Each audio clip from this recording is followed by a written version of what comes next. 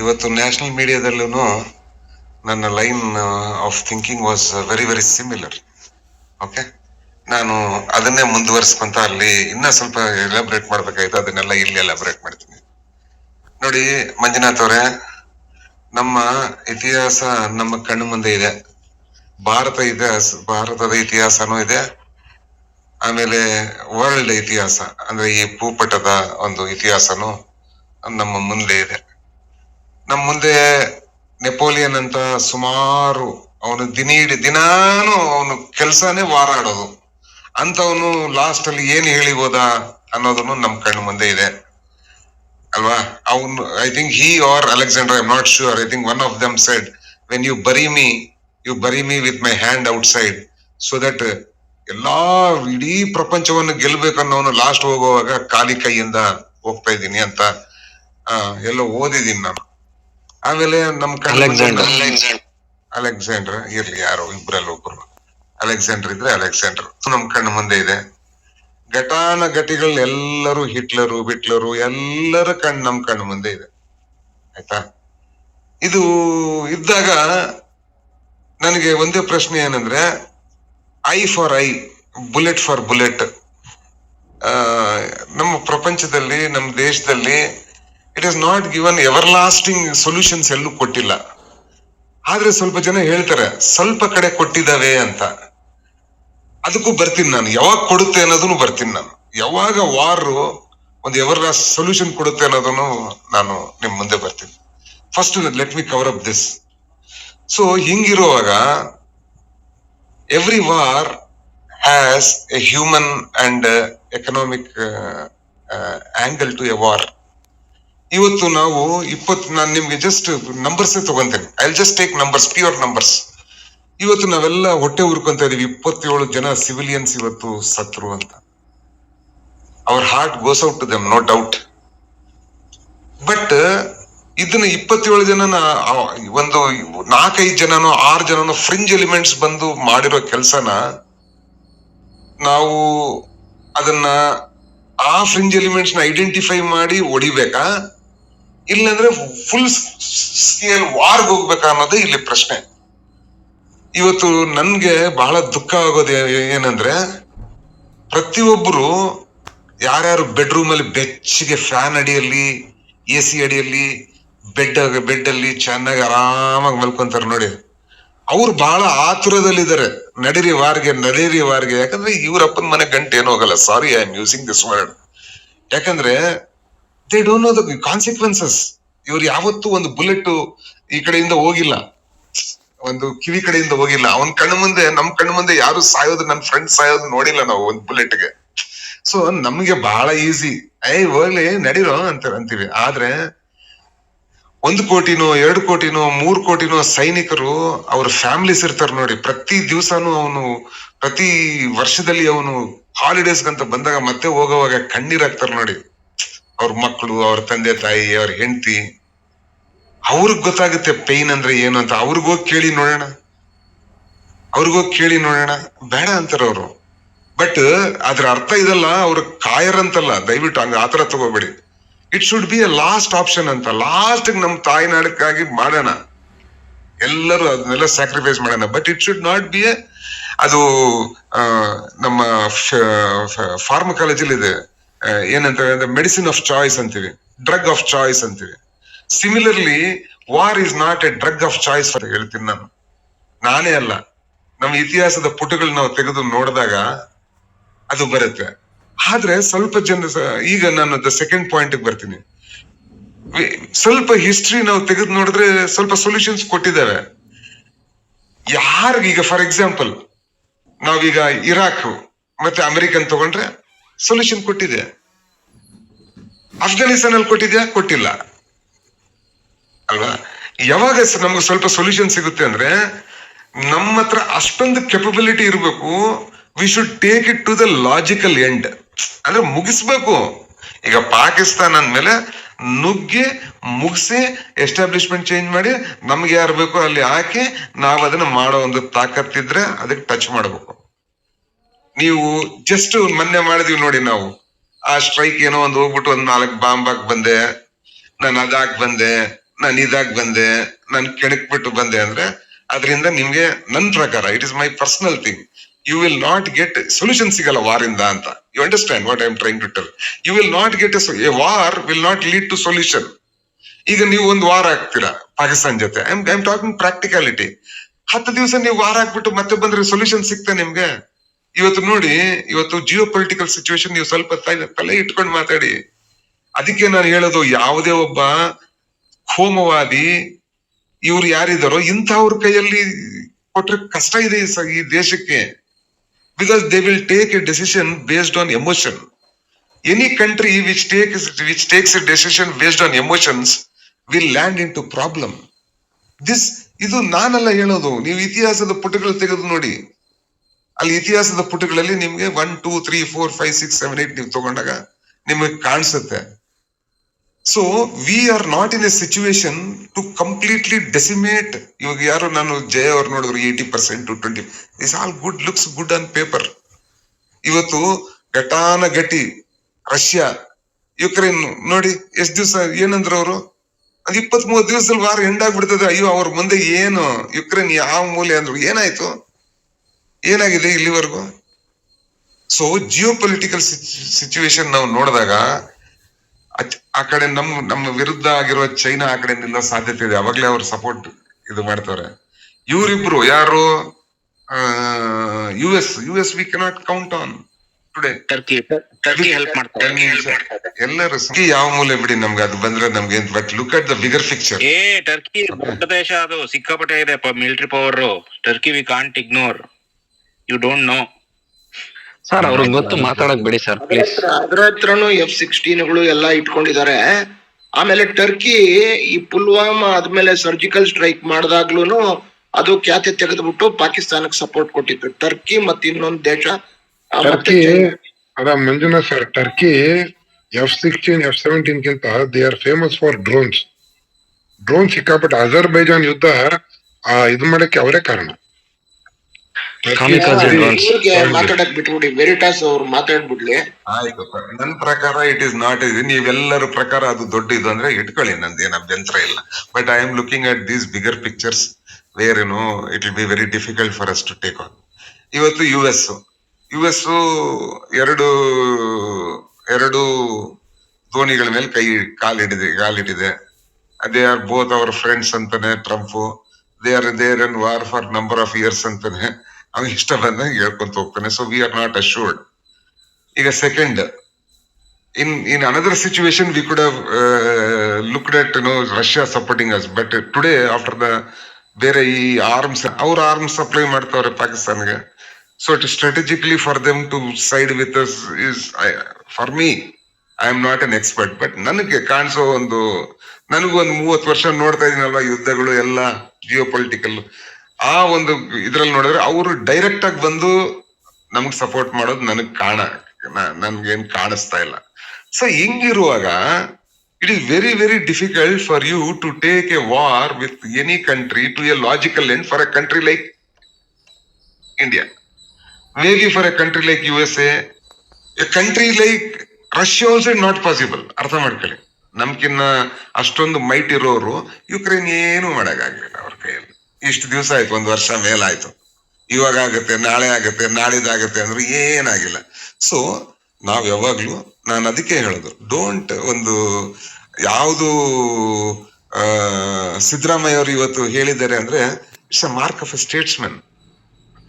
Because he knows, he has studied, he knows what history is about, and he knows that India at this point of time cannot take a war to its logical end. ಅರ್ಥ ಮಾಡ್ಕೊಳ್ಳಿ, 10 ದಿನ ಮಾಡ್ಬೋದು, 20 ದಿವಸ war ಮಾಡೋದು. 20 ದಿವಸದಲ್ಲಿ ಮುಗಿಸ್ಬಿಡ್ತೀವ ವಾರು?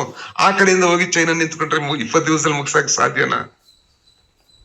So ಅರ್ಥ ಮಾಡ್ಕೊಳ್ಳಿ, ನೀವು ಸುಮ್ನೆ ಏನೋ ನಿಮ್ಮ ಬ್ಲಡ್ ಬಾಯ್ಲಾಗ್ತಾ ಇದೆ ಅಂತ ಹೇಳ್ಬಿಟ್ಟು ದೇಶನೆಲ್ಲ ಮುಳುಗಿಸ್ಬೇಡಿ.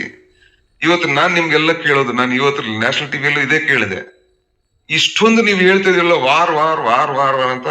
ಆಲ್ ಪಾರ್ಟಿ ಮೀಟಿಂಗ್ ನಡೀತಲ್ವಾ, ಅಲ್ಲೇನ ಪ್ರಸ್ತಾವನೆ ಇಟ್ರ? Has the government of the day at least told them that is an option? As for my knowledge, no. In the all party meeting, they have not treated that as an option at all. So when the government itself is not yet put its stand clear that that is an option, ಇಲ್ಲಿ ನಾವೆಲ್ಲ ಯಾರೋ ಪುಂಗಿ ಊದ್ಕೊಂಡು RSS ಗುರು, ಈ right ವಿಂಗರ್ಸು, ಇವ್ರು ಯಾರ್ಯಾರಿದಾರೋ social ಮೀಡಿಯಾದಲ್ಲಿ ನಡೀರಿ ಯುದ್ಧ, ಮತ್ತೆ ಅರ್ನಬ್, ಇಲ್ಲಿರೋರು ರಂಗನಾಥ್, ಅವರು ಇವರು ಯುದ್ಧ ಅದ್ರ ವಿರುದ್ಧ ಮಾತಾಡೋದು, ಇವನು ಪಾಕಿಸ್ತಾನದವನು ಅಂದ್ರೆ, ನಿಮ್ ಮನೆಯಲ್ಲಿ ಯಾವನ ಯುದ್ಧಕ್ಕೆ ಹೋಗವನ್ ಇದ್ದಿದ್ರೆ, ಇಲ್ಲಾಂದ್ರೆ ಒಂದ್ಗೆ ಕೆಲಸ ಮಾಡಿ, ಪ್ರತಿಯೊಂದ್ರಲ್ಲಿ ನೀವು ಎಷ್ಟ್ ಜನ ಹೋಗ್ತೀರಾ ನಿಮ್ RSS ಇಂದ ಹೇಳಿ ನೋಡೋಣ, ಎಷ್ಟ್ ಜನ ಹೋಗ್ತೀರಾ? ಆಮೇಲೆ ಇಲ್ಲೆಲ್ಲ ಬೊಬ್ಬೆ ಹೊಡೆಯೋರೆಲ್ಲ ಯಾರ್ಯಾರು ರೆಡಿ ಆಗ್ತಾರೆ, ನೀವು ಒಂದು ವಾಲಂಟಿಯರ್ ಆಗಿ ನಾನು ವಾಲಂಟಿಯರ್ ಆಗಿದ್ದೀನಪ್ಪ ಈ ಯುದ್ಧಕ್ಕೆ, ನಾನು ವಾಲಂಟಿಯರ್ ಇರ್ರಿ. ಅದ್ ಯಾಕ್ರಿ ಜಗನ್ನಾಥ್ ಅವ್ರೆ, ಏನೇನು ಅರ್ಜೆಂಟ್ ಇದೆಯಾ, ಏನೇನ ಫ್ಲೈಟ್ ಅಲ್ವಾ? A country like India which is A developing country cannot take A country which also has a nuclear weapon lightly. And if we do, we have to look at the geopolitical situation and act. If not, we have to look at other avenues. Like ಏನು ಮಾಡ್ಬೋದು, ಈ terror ಇವೆಲ್ಲ ಅವಕ್ಕೆ ನನ್ನ strikes ಹೊಡ್ಕೊಂತ ಹೋಗ್ಬೋದಾ, ಹೆಂಗ್ ಮಾಡೋದು?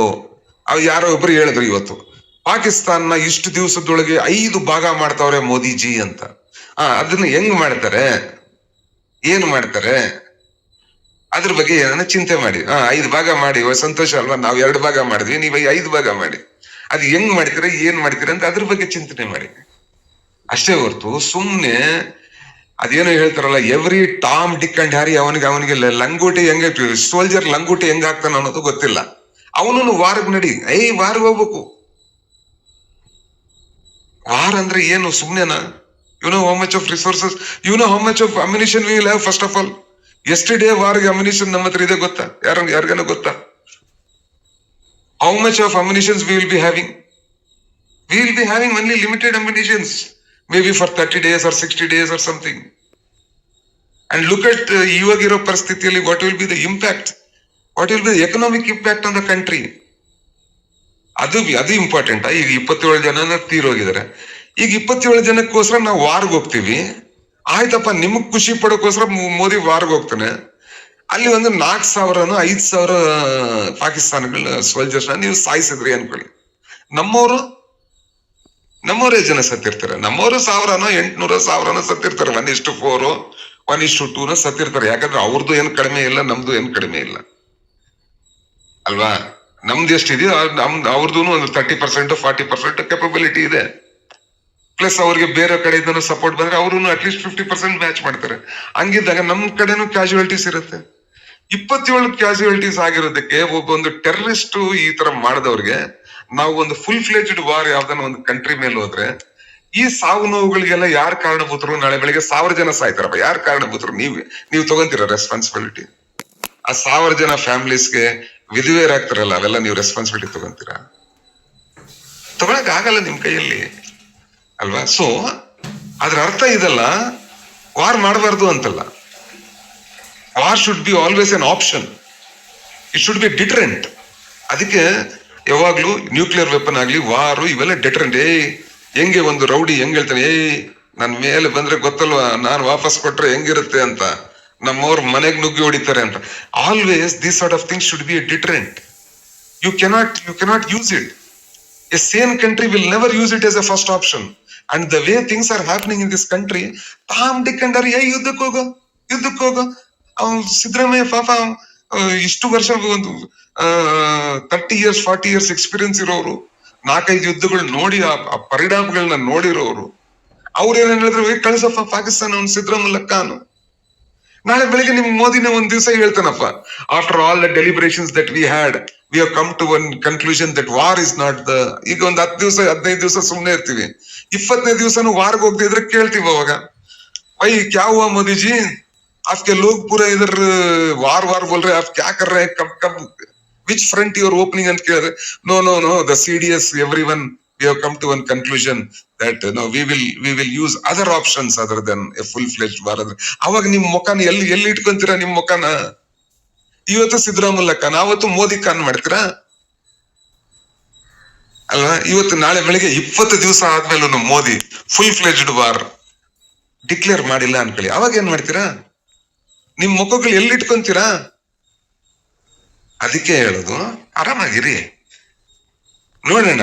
And let the government of the day, if it wants to go to war, let it take the opposition into confidence. There was an opposition meet, all India opposition meet. The Prime Minister himself was not present in that meet.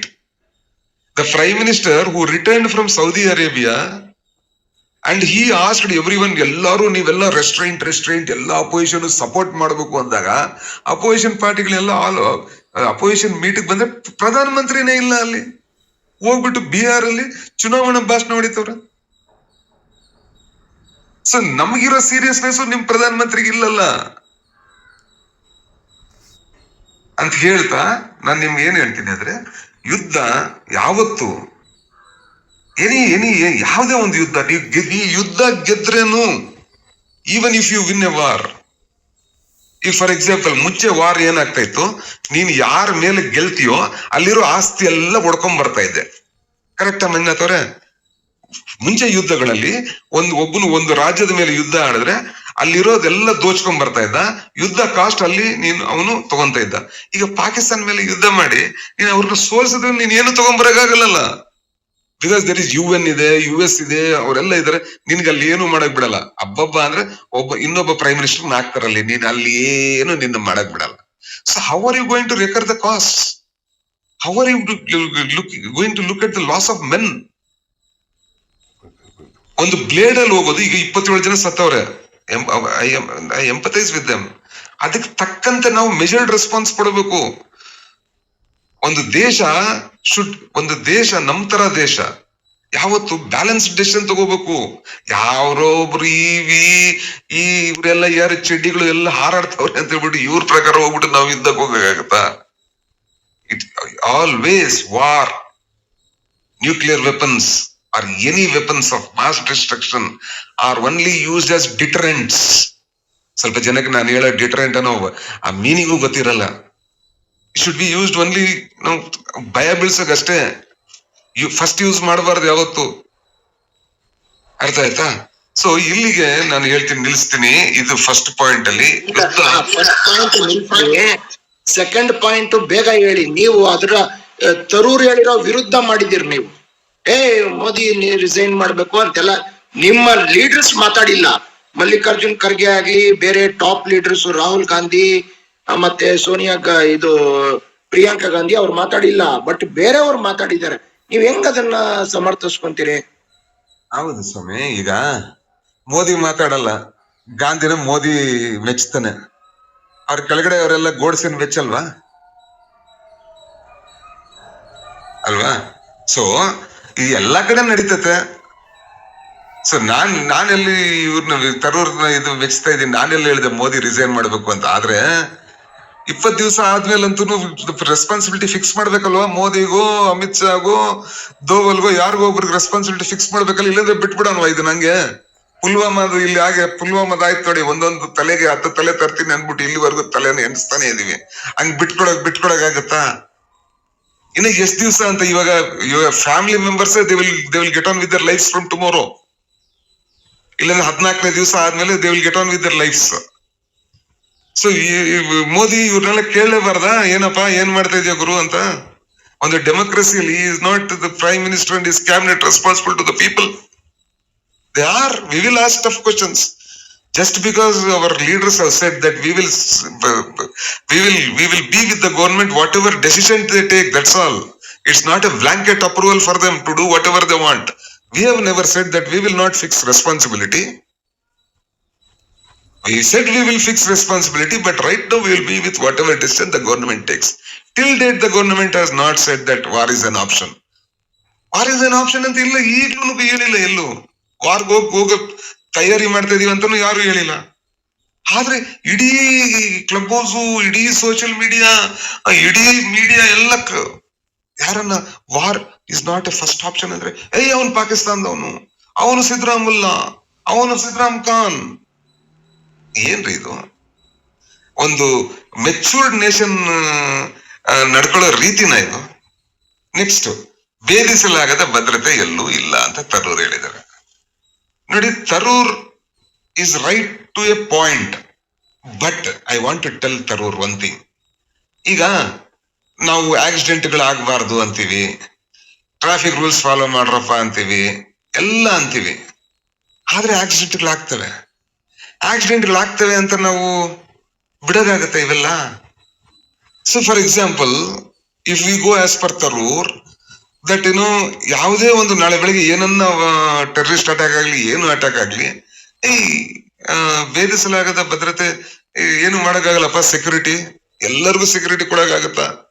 ಆಮೇಲೆ information ಏನಂತೀವಿ ಅದನ್ನ, ಏನಂತಾರೆ sir ಅದನ್ನ, intelligence reports. ಹೇಳಿರೋದು ಒಂದ್ sentence ಓದ್ತೀನಿ ಕೇಳಿ sir, ಅದಕ್ಕೆ ಉತ್ತರ ಕೊಡಿ ನೀವು. ತರೂರ್ ಹೇಳಿರೋದು, it seems to me just as Israel is waiting till the end of the war before demanding accountability, similarly we too should see the present crisis through and then hold government to account.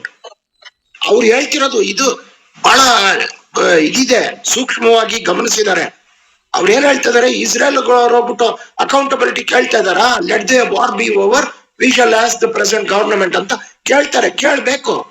ಅದೇ ಅದನ್ನು ಅಷ್ಟೇ, ಇಲ್ಲೂ ಅಷ್ಟೇ, crisis let it pass through, ಆಮೇಲೆ ನಾವು ಕೇಳೋಣ. ಬಹಳ sensible ಆಗಿ ತರೂರ್ ಮಾತಾಡಿರೋದಲ್ವಾ, ಅದನ್ನ ನೀವು ಉತ್ತರ ಹೇಳಿ. ನೀವೆಲ್ಲೂ ಕೇಳಲೇಬಾರ್ದು, ಈ ಸರ್ಕಾರವನ್ನು ಕೇಳಲೇಬಾರ್ದು, ನಾವು ನೀವು ಅಂತ ನಾವು ಹೇಳ್ತಾ ಇಲ್ಲ. ಟಾಪಿಕ್ ಬೇರೆ, ನೀವ್ ಹೇಳ್ತಾ ಇರೋದೇ ಬೇರೆ ಅಲ್ವಾ? ಭದ್ರತೆ ಎಲ್ಲೂ ಇಲ್ಲ ಅಂತ ಹೇಳಿದ್ರು. ಈಗ ಅದ್ಯಾವ್ದೋ ವೇದಿಸಲಾರದ ಭದ್ರತೆ ಅನ್ಬಿಟ್ಟು ಅವರು ಸ್ಟೇಟ್ಮೆಂಟ್ ಮಾಡಿದ್ದಾರೆ. ಆ ಸ್ಟೇಟ್ಮೆಂಟ್ ಅಲ್ಲಿ ಇರೋ ಪಾರ್ಟ್ ಇದು. ನಾನು ಪೂರ್ತಿ ಓದಿದ್ರೆ ಲೇಟ್ ಆಗುತ್ತೆ ಅನ್ಬಿಟ್ಟು ಓದಿಲ್ಲ. ನಾನು ಮುಂಚೆ ಮೊದ್ಲೇ ಹೇಳ್ಬೇಕಾಗಿತ್ತಲ್ಲ ಸರ್, ಟೈಮ್ ವೇಸ್ಟ್ ಮಾಡಿದ್ರಿ ಪಾಪ ಅವ್ರಿಗೆ. ಈಗ ಶಶಿ ತರೂರ್ ಟೈಮ್ ಫ್ರೇಮ್ ಏನ್ ಕೊಟ್ಟವ್ರೆ? ಕ್ರೈಸಿಸ್ ಪಾಸ್ ಥ್ರೂ, ಅದೇ when may be A month, 5 year warranty. 1 month. You want 1 month time? That means still 1 month. ನಾನಲ್ಲ sir, crisis let it pass through. ಈಗ when there is turmoil, when there what is the crisis right now, Mr. Manjunath? Sir ನೋಡಿ, ನೀವು the nation it self is in ಮೌರ್ನಿಂಗ್. ನೀವೇ ಹೇಳಿದ್ರಿ 14 days. Correct. So is that a crisis that we cannot, the country like India, is that such a crisis that a country like India? ನೋಡಿ, ನಿಮ್ಗೆ ನೀವ್ ಏನ್ ಹೇಳಿದ್ರಿ, all party meeting ಅಲ್ಲಿ ಏನು ಹೇಳಲಿಲ್ಲ, ವಾರ್ ಪ್ರಿಪೇರ್ಡ್ನೆಸ್ ಅನ್ನ ಡಿಸ್ಕ್ಲೋಸ್ ಮಾಡಲ್ಲ. ಏನಪ್ಪಾ ನಾವ್ ಏನ್ ಕ್ರಮ ತಗೊಂಡ್ರು ನೀವು ಸಪೋರ್ಟ್ ಏನ್ರಿ ನೀವು ಅಲ್ಲರಿ ಸ್ವಾಮಿ. ಇನ್ನ ನೀವು ಅಲ್ಲಿ ಒಂದು ಇದಾಕಿದಿರ, 5 MP ಮಿನಿಮಮ್ ಇರ್ಬೇಕು ಅಂತ. 5 MP ಮಿನಿಮಮ್ ಇರೋ ಪಾರ್ಟಿಗಳೇ ಸರಿಯಾಗಿ 20 ಇಲ್ಲ ನನ್ನ ಪ್ರಕಾರ. ಆ 20 ಪಾರ್ಟಿಗಳ ಜೊತೆನೂ ನಿಮ್ದು ಕರೆಕ್ಟ್ ಆಗಿಲ್ಲ ಅಂದ್ರೆ ನಿಮ್ಮನ್ನ ಹೆಂಗ್ರಿ ನಂಬೋದು? ಇನ್ನು ಯಾರು you are accountable to whom man? ಅಲ್ಲ, ವೆರಿಟಾಸ್ ಇವಾಗ ಫಸ್ಟ್ ಟಾಪಿಕ್ ಆಯ್ತು. ಎರಡನೇದ್ರಲ್ಲಿ ಇವರು ನಿಮ್ಮ Shashi Tharoor well experienced former minister, prominent leader of your party ಈ ತರ ಹೇಳಿದ್ದಾರೆ. ನನ್ಗೆ ಏನಿಸ್ತು, ಈಗ ಸಿದ್ದರಾಮಯ್ಯನವರು ಒಳ್ಳೆ ಮಾತು ಹೇಳಿದ್ರೆ ಚಪ್ಪಾಳೆ ತಟ್ಟಬೇಕು, ತರೂರ್ ಹೇಳಿದ್ರು ತಟ್ಟಬೇಕು. ಸರಿಯಾಗಿ ಹೇಳಿಲ್ಲ, ಅದಕ್ಕೆ ಹೇಳ್ತೀನಿ ಇರಿ. ಅದಕ್ಕೆ ನನ್ ಮಾತಾಡಕ್ ಬಿಟ್ರೆ ತಾನೆ, ನಾನು ಇನ್ನ ಸ್ಟ್ಯಾಂಡೇ ತಗೊಂಡಿಲ್ಲ ಅವ್ರ ಮೇಲೆ. ನೀವ್ ಅವಾಗ್ಲೇ ಅವ್ರಿಗೆ ಚಪ್ಪಾಳೆ ಹೊಡಿರಿ ಅಂದ್ರೆ, ನೀವ್ ಚಪ್ಪಾಳೆ ಹೊಡೆದ್ರೆ ನಾನ್ ಹೊಡಿಬೇಕಂತ ರೂಲ್ ಏನ್ ಇಲ್ಲಲ್ವಾ ಮಂಜುನಾಥ್ಜಿ? ಆಮೇಲೆ ರೈಟ್ ಅಲ್ವಾ? ಸೊ ಐ ವಿಲ್ ಟೇಕ್ ಅವ್ರ ಫಸ್ಟ್ ಪಾಯಿಂಟ್ ಏನ್ ಹೇಳಿದ್ರೆ, ನೀವ್ ಅದ್ ಹಾಕಿಲ್ಲ. ಈ ಏನದು ಇನ್ಫಾರ್ಮೇಶನ್ ಅದೇನಂತೀವಿ, ಅದು ಇಂಟೆಲಿಜೆನ್ಸ್ ಫೇಲ್ಯೂರ್ ಅನ್ನೋದು ಏನಿಲ್ಲ, 100% ಇಂಟೆಲಿಜೆನ್ಸ್ ಇರಲ್ಲ ಅಂತ ಹೇಳಿದ್ರು ಅವರು ಅಲ್ವಾ? ಅದು any damn guy also will know that 100% we cannot. But ಅದಾಗಲ್ಲ ಅಂತ ಹೇಳ್ಬಿಟ್ಟು ಸುಮ್ನೆ ಕೂತ್ಕೊಳಕಾಗತ್ತಾ? ಈಗ ನಾವ್ ಇಂಟೆಲಿಜೆನ್ಸ್ ಫೇಲ್ಯೂರ್ ಅಂತ ಹೇಳ್ಬಾರ್ದ ಅದ್ರ ಪ್ರಕಾರ? ಹಂಗಾದ್ರೆ ಇಂಟೆಲಿಜೆನ್ಸ್ ಟೀಮ್ಸ್ ಹಾಕಿರೋದು. ನಾಳೆ ಬೆಳಿಗ್ಗೆ ಪ್ರತಿಯೊಂದು ಈ ತರ ಹಾಸ್ಯ ಆದಾಗಲೆಲ್ಲ ಎಲ್ಲ ಮಾಡಕ್ ಆಗಲ್ಲಪ್ಪ. Can intelligence be there for everything? So that's okay ಯಾರ್, ಒನ್ ಥಿಂಗ್ ಹ್ಯಾಸ್ ಹ್ಯಾಪನ್ ಅಂತ ಬಿಡೋದಾಗತ್ತಾ? No. There are departments whose only job is to get information on such attacks. Now the first thing that we are going to question is, when you said everything is okay And in such a location like that, where every tourist who goes to Kashmir is going to that lonely place, ನಮ್ಗೆ ಅಷ್ಟೊಂದು ತಲೆ ಇರುವಾಗ ಯಾಕಪ್ಪ ಅಲ್ಲಿ security ಒಬ್ಬನು, ಆ ಅಮ್ಮ ಏನ್ ಹೇಳ್ತು ಗೊತ್ತಾ ಸರ್, 1 ತಾಸಾದ್ರೇನು ಒಬ್ಬ ಪಿಳ್ಳೆನೂ ಅಲ್ಲಿ ಇಲ್ಲ, ಗೊತ್ತಾ ನಿಮ್ಗೆ? ಆಫ್ಟರ್ ದ ಇನ್ಸಿಡೆಂಟ್ 1 hour ಮೇಲಾಯ್ತಂತೆ ಸೆಕ್ಯೂರಿಟಿ ಫೋರ್ಸಸ್ ಆ ರೀಜನ್ಗೆ ಹೋಗಾಗ. ಈಗ ಈ ತರನ ಸೆಕ್ಯೂರಿಟಿ ಇರೋದು ಒಂದು ಸೆನ್ಸಿಟಿವ್ ಏರಿಯಾದಲ್ಲಿ, A sensitive place which is A border area and it is a sensitive state for long. 1 hour it requires. And if such a place was there, why was there not police permission required for such thing is point number 1, the question that I ask. ಇವೆಲ್ಲ questions ಕೇಳಿದ್ರೆ ನೀವೇನಂತ ಇದ್ದೀರಾ, 30 ದಿವಸ ಆದ್ಮೇಲೆ ಕೇಳಿ ಅಂತ ಇದ್ದೀರಾ. ಅದಕ್ಕೆ ನಾನು ಹೇಳೋದು ಶಶಿ ತರೂರ್ ಪ್ರಕಾರ ಹೋದ್ರೆ ನಾವ್ ಯಾರನ್ನೂ ಬ್ಲೇಮ್ ಮಾಡಂಗಿಲ್ಲ. ಇನ್ಸಿಡೆಂಟ್ ಆಯ್ತಾ, ಬಿಡ್ರಿ ಏನ್ ಮಾಡಕ್ಕಾಗತ್ತೆ, ಏನು ಮಾಡಕ್ಕಾಗಲ್ಲ, ಸುಮ್ನೆ ಕೂತ್ಕೊಳ್ಳಿ. ನೋ, ನಮ್ಗೆ every time we will tell that it is an intelligence failure, because the job of the department is to give intelligence on such matters. ಅವ್ರು ಫೇಲ್ ಆದ್ರೆ ಫೇಲ್ ಅಷ್ಟೇ, ಅದನ್ನ ನಾನು ಪಾಸ್ ಅಂತ ಹೇಳಕ್ ಆಗಲ್ಲ. So that mister Tharoor has to understand. Okay sir. Second point, ಅಲ್ಲ ಅವ್ರು ಹೇಳಿರೋದು, ನಾನು ಅವ್ರದ್ದು ನ್ಯೂಸ್ ರಿಪೋರ್ಟ್ ನೋಡಿದಾಗ is first statement is that we cannot blame the present government for intelligence failure. Correct? Yes or no? Correct. That is the main headline. ಇವೆರಡು headline ನಾನು ಅಷ್ಟೇನು ತಲೆ ಕೊಟ್ಟಿಲ್ಲ. ಈಗ ನೆಕ್ಸ್ಟ್, ಭೇದಿಸಲಾಗದ ಭದ್ರತೆ ಎಲ್ಲೂ ಇಲ್ಲ. ಅದು ಎಲ್ಲರಿಗೂ ಗೊತ್ತಿದೆ ರೀ. ಹಂಗಂತ ಸುಮ್ನೆ ಕುತ್ಕೊಳಕಾಗತ್ತಾ? ಅಯ್ಯೋ ಭದ್ರತೆ ಎಲ್ಲರಿಗೂ ಕೊಡಕ್ಕಾಗಲ್ಲಪ್ಪ ಅಂತ ಸುಮ್ನೆ ಕುತ್ಕೊಳಕಾಗತ್ತಾ? ಯಾಕೆ ನಾವು ಪದೇ ಒಂದು ರೇಪ್ ಆಗತ್ತೆ, ಪ್ರತಿಯೊಂದು ವುಮೆನ್ಗೂ ನಾವು ಕೊಡೋಕಾಗುತ್ತಾ ಅಂತ ಈಗ ಶಶಿ ತರೂರ್ ಪ್ರಕಾರ ಹೋದ್ರೆ ಏನು ಮಾಡಕ್ಕಾಗಲ್ಲ, ಎಲ್ಲರಿಗೂ ಭದ್ರತೆ ಕೊಡೋಕಾಗುತ್ತಾ ಅಂತ ಸುಮ್ನೆ ಕುತ್ಕೊಳಕಾಗುತ್ತಾ? ಕುತ್ಕೊಳಕ್ ಆಗಲ್ಲ ರೀ. We have to strive. ಇದು ಇನ್ನೊಂದ್ಸತಿ ಆಗ್ದಂಗೆ ನೋಡ್ಲೇಬೇಕು. ಅದು senior politician like Shashi Tharoor should know. 3ನೇದು ಪಾಯಿಂಟ್ ನೀವು ಹೇಳಿದ್ದು, till okay sir the war comes to end. War ಏನ್ ನಡೆದಿಲ್ಲ ಇನ್ನ, ಕ್ರೈಸಿಸ್ ಅಷ್ಟೇ. ಇದು ಕ್ರೈಸಿಸ್ ಏನಲ್ಲ, it's an incident for a country, a huge country like ours. ಇದೇನ್ ದೊಡ್ಡ ಕ್ರೈಸಿಸ್ ಏನಲ್ಲ, ಇದೇನ್ ಕಾರ್ಗಿಲ್ಲ. ಒಂದು ಸ್ಟ್ರೈಕ್ ಆಗಿದೆ, that was because of our failure.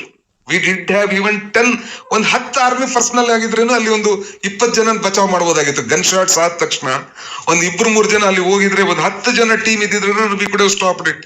ಅಲ್ಲ ಸರ್, 2000 ವೆರಿಟಾಸ್ ಅವ್ರೆ, ಮುಂಬೈಗೆ ಈ ಭಯೋತ್ಪಾದಕರು ಬಂದು ಇಳಿದ್ರಲ್ಲ ದೋಣಿ ಹತ್ರ, 4 ಜನ ಇಟ್ಬಿಟ್ಟಿದ್ರೆ ಮುಂಬೈ ಆ ಕಾರ್ನೇಜೆ ಆಗ್ತಾ ಇರ್ಲಿಲ್ಲ. ಹಂಗೆ ನಾವ್ ಹೇಳಕ್ಕಾಗಲ್ಲ ಸರ್. ಹಂಗ ಹೇಳಕ್ಕಾಗಲ್ಲ ಅಂದ್ರೆ ಮತ್ತೆ ಏನ್ ಹೇಳ್ಬೇಕು ನಾವು?